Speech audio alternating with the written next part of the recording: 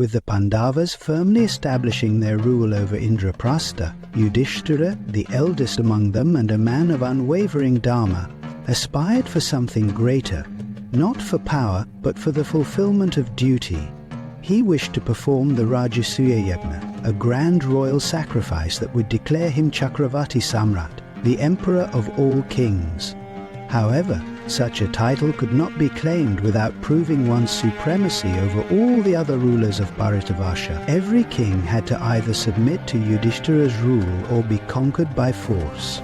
Thus, under his command, the four younger Pandavas set forth in different directions to assert their dominion. Bhima marched east, defeating several powerful rulers along the way.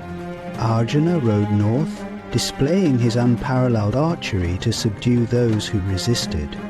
Nakula ventured west, and Sahadeva moved south, spreading the name of Indraprastha to the farthest corners of the land. With their might and diplomacy, the Pandavas successfully established their supremacy, and kings from all directions agreed to pay tribute.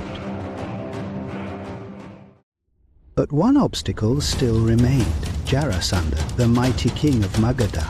Unlike others, he would never submit, for he was not an ordinary ruler. A warrior of terrifying strength, Jarasandha had long been a menace, holding 99 captured kings in his dungeons, intending to sacrifice them in a ritual to appease his gods.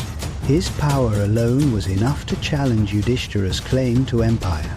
Realizing that an open war would lead to unnecessary bloodshed, Krishna devised a plan. He, along with Bhima and Arjuna, set off towards Magadha in disguise, dressed as wandering Brahmins.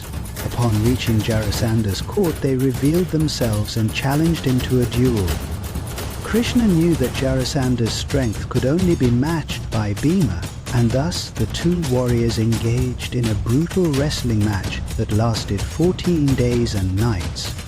Blow after blow they fought, neither yielding nor tiring. However, Jarasandha had a secret. He was born as two halves joined together by divine blessing. No matter how many times Bhima threw him down, he simply reassembled himself and stood back up.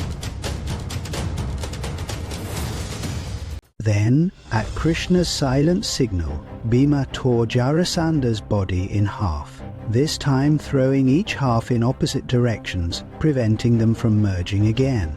With a final deafening scream, the tyrant of Magadha perished. His son was placed on the throne as a vassal of Indraprastha, and the 99 captive kings were set free. With this, the last obstacle to Yudhishthira's Rajasuya Yajna was removed. Kings from across Bharatavarsha gathered in Indraprastha, offering their tributes. The yajna was performed with meticulous ritual precision, overseen by sages and priests, and the celestial gods themselves seemed pleased. The most prestigious moment of the ceremony was the Agra Puja, where the most honorable guest was to be worshipped before all others. Without hesitation, Yudhishthira chose Krishna, recognizing him as the supreme being, the one who had guided them through every trial. But not all were pleased. In the assembly, Shishupala, the king of Chedi and a sworn enemy of Krishna, stood up in outrage. He mocked Yudhishthira's choice, ridiculing Krishna and accusing him of being an unworthy cowherd unfit for such an honor. Krishna, ever patient, had once promised Shishupala's mother that he would forgive 100 of her son's offenses. However, the arrogant king had long crossed that limit. When he refused to stop his insults, Krishna summoned his Sudarshana chakra and beheaded him on the spot. The hall fell silent, and the yajna continued without further opposition. But not all the wounds of that day were physical.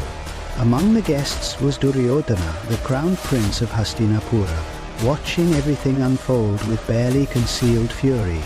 He saw Indraprastha's wealth, its opulence, and the Pandavas' power. One day, as Duryodhana wandered through the great palace, he found himself lost in its marvels. The halls shimmered with illusions crafted by Maya, the Asura architect, whose magic had shaped the city. The floors appeared to be solid, but were actually pools of crystal clear water. Columns stretched impossibly high, and doorways led into endless, mesmerizing corridors.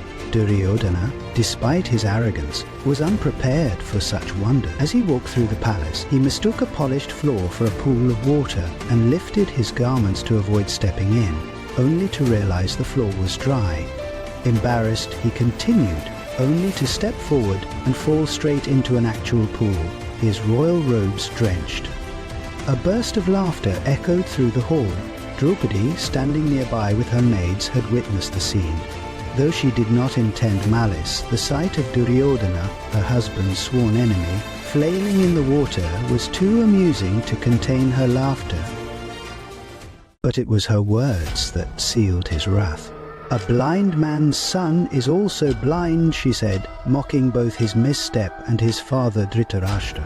Duryodhana froze, humiliation searing through him like fire. His fists clenched, his face darkened, and his pride shattered before the court of Indraprastha. Karna and Shakuni helped him up, but the wound had already been inflicted, not upon his body, but upon his heart. As he left Indraprastha, his mind was consumed by rage. The Pandavas had everything, wealth, power, honor, and now Draupadi had added insult to injury. That day, in the depths of his soul, Duryodhana swore vengeance. "This mockery will not go unanswered," he muttered to Shakuni. "I will take from them everything they hold dear, their kingdom, their wealth, their pride, even Draupadi herself." Shakuni's eyes gleamed with malice. "Then let us invite them to a game of dice." And thus the seeds of ruin were sown. The envy that had burned in Duryodhana's heart now became an unrelenting desire for destruction. The magnificent city of Indraprastha had reached its peak, but storm clouds gathered on the horizon. The Pandavas had built their empire. Everything hangs in the balance.